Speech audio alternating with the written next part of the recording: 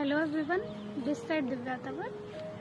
अभी रिसेंटली मैंने अपना एक यूट्यूब चैनल बनाया है यूपीएससी विद दिव्या तंवर, ताकि मैं यूपीएससी की प्रिपरेशन में एस्पायरेंट्स की कुछ हेल्प कर सकूं। तो यूपीएससी की तैयारी के दौरान सभी एस्पायरेंट्स के दिल में मतलब कि मन में कुछ ऐसे डाउट्स होते हैं जो वो चाहते हैं कि किसी से पूछें या कैसे क्लियर करें। जैसे पहला डाउट होता है कि दिल्ली आना कितना ज़रूरी है। तो मुझे ऐसा लगता है कि दिल्ली आने और यूपीएससी में सिलेक्शन होने में कोई सीधा संबंध नहीं है। अगर आपको ऐसा लगता है कि आप घर पर रह के अपनी मेहनत से, अपनी ईमानदारी से प्रिपरेशन कर सकते हैं, तो मुझे ऐसा नहीं लगता कि दिल्ली आना उतना ज़रूरी है। आप घर पे रह के भी प्रिपरेशन कर सकते हैं। क्योंकि मैंने जब अपना पहला अटेम्प्ट दिया था तो मैं प्रीलिम्स जब मेरा क्लियर हो गया तो मैं प्रीलिम्स क्लियर करने के बाद दिल्ली गई थी मेंस की आंसर राइटिंग के लिए। तो आप प्रीलिम्स क्लियर करने के बाद भी यहाँ मेंस की आंसर राइटिंग के लिए आ सकते हैं, अगर आप कंफर्टेबल हैं, आपको ठीक लगे तो। और उसके बाद मेंस क्लियर हो जाए तो आप इंटरव्यू के लिए, मॉक इंटरव्यू के लिए आ सकते हैं। लेकिन ऐसे परमानेंटली यहाँ रहने के लिए आना उतना ज़रूरी नहीं है। अगर आप गांव में रह के, अपने घर पे रह के पढ़ाई करना चाहते हैं तो वो दैट इज़ गुड, मतलब वो ठीक है। अगर आप मेहनत से पढ़ेंगे तो यूपीएससी उससे भी क्लियर हो जाएगा। और जो दूसरा जो क्वेश्चन होता है बच्चों के दिल में, वो होता है कि कोचिंग लें या सेल्फ स्टडी करें। तो इसके बारे में मेरी सीधी सी राय ये है कि चूँकि मैंने कोचिंग नहीं ली थी तो मुझे कोचिंग के बारे में उतना सीधा नहीं पता है कि कोचिंग कितना % आपकी हेल्प कर पाएगी। लेकिन मुझे ऐसा लगता है कि अगर आप ईमानदारी से घर पे रह के भी विदाउट कोचिंग सेल्फ स्टडी करना चाहते हैं तो मुझे लगता है यूपीएससी की प्रिपरेशन आप कर सकते हैं। हाँ, इतना हो सकता है कि आप टेस्ट सीरीज़ ले लीजिए, आप मंथली मैगजीन्स ले लीजिए, वो आप दिल्ली से मंगवा लीजिए या दिल्ली आके ले जाइए। तो कोचिंग के लिए अगर आप अफोर्ड कर सकते हैं, आपको लगता है कि किसी टीचर की गाइडेंस की आपको ज़रूरत है, तो निसंदेह आप ज्वाइन कर सकते हैं। क्योंकि कोचिंग लेने से ये हो जाता है कि हमें थोड़ी एक डायरेक्शन मिल जाती है, आपके पास टीचर्स होते हैं आपके डाउट क्लियर करने के लिए। तो आपको लगता है शायद कि ज़्यादा ईजी होगा। नो डाउट वो ईजी होता होगा, लेकिन ऐसा नहीं है कि अगर आप कोचिंग नहीं लेंगे तो यूपीएससी नहीं होगा। तो इसलिए ये आपका अपना स्वविवेक है कि आपको कोचिंग लेनी है या नहीं लेनी है। दोनों चीज़ें सही हैं। अगर आप कोचिंग लेंगे तो वो ठीक है, पढ़ना आपको ही, अंततः पढ़ना आपको ही है, सेल्फ स्टडी आपको ही करनी है। टीचर पढ़ाएगा उसके बाद भी आपको ही रिवाइज करना है। तो आप अपने हिसाब से सोचें कि कोचिंग लेनी है या घर पे रह के पढ़ना है।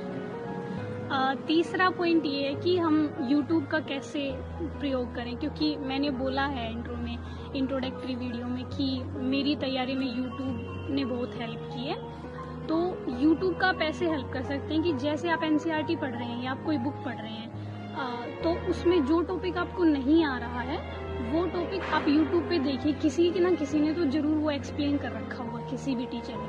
तो जिसका आपको सही लगे आप कोशिश करिए कि वहाँ से आप वो टॉपिक देख लें। मैंने तो 1-2 पूरे सब्जेक्ट यूट्यूब से पढ़े थे, जैसे इन्वायरमेंट है और इकोलॉजी, थोड़ा इन्वायरमेंट एंड इकोलॉजी पढ़ा था। इसके अलावा इकोनॉमिक्स थोड़ा सा पढ़ा था मैंने। और 4th पॉइंट है डिस्ट्रैक्शंस, क्योंकि जब भी हम फ़ोन चलाते हैं तो हम जो चीज़ देखने जाते हैं उसके लिए हमारे पास बहुत सारे ऑप्शंस होते हैं। तो आप कोशिश करिएगा कि जो टॉपिक आप देखने जाए वही टॉपिक आप देखें, उसके अलावा दूसरी चीज़ों को अवॉइड करें।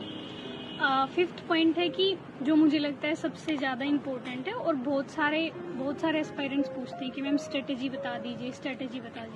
तो देखिए, इसके बारे में मैं जो सीधी स्ट्रेट फॉरवर्ड बात बोलूँगी कि जितने भी टॉपर्स आपको स्ट्रेटेजी बताएंगे वो उनकी स्ट्रेटेजी है, वो स्ट्रेटेजी आपकी नहीं हो सकती है। तो आप कोशिश करिए कि जिस टॉपर को आपको फॉलो करना है, आप एक बार देख लीजिए उनकी बुक लिस्ट क्या है, वो क्या क्या बता रहे हैं। आप एक बार उनको देख लीजिए, उसके बाद आपको डिसाइड करना पड़ेगा अंततः कि मुझे किस सब्जेक्ट को ज़्यादा पढ़ना है, किस सब्जेक्ट को कम पढ़ना है, कैसे अपनी स्ट्रेटेजी बनानी है। क्योंकि मैंने देखा है कुछ बच्चे पूछते हैं कि मैम चार सब्जेक्ट बता दीजिए जो हम अच्छे से पढ़ ले और हमारा सिलेक्शन हो जाए। तो ऐसा नहीं होगा। अब हो सकता है जो सब्जेक्ट आपको अच्छे से आता हो वो मुझे नहीं आता हो, और जो सब्जेक्ट मुझे अच्छे से आता हो वो आपको नहीं आता हो। तो आप टाइम उस हिसाब से डिवाइड करेंगे। जो सब्जेक्ट मेन है वो सारे आपको अच्छे से कवर करने हैं। उसके बाद जो छोटे माइनर टॉपिक्स होते हैं उनको कोशिश करिए आप अपनी कन्वीनियंस के हिसाब से देखें कि इस टॉपिक पे मेरी पकड़ है तो मैं इसको थोड़ा कम टाइम दूँ, इस टॉपिक